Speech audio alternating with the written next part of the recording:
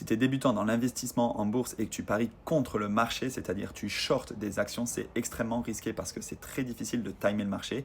Et oui, parfois, on a des actions qui baissent. Il y a des journées où des actions perdent 2, 3, 4%. Pour certaines qui sont moins capitalisées, ça peut être très volatile. Des fois, c'est juste 0,5%. Mais shorter le marché, ça veut dire que tu gagneras de l'argent si l'action est en train de baisser.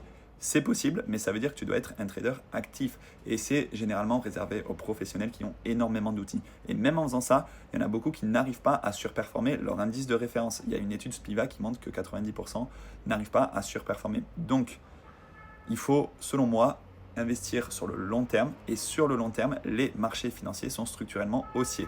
Ça dépend sur quelle économie tu investis. Par exemple, l'économie japonaise, j'ai des petits doutes parce que la population est vieillissante et on aura peut-être moins de croissance qu'on en a eu par le passé. Mais si tu investis sur le MSCI World ou du moins sur le S&P 500, on a une économie qui est quand même globalement en croissance, même si peut-être qu'à la fin de l'année, on aura un S&P 500 dans le négatif.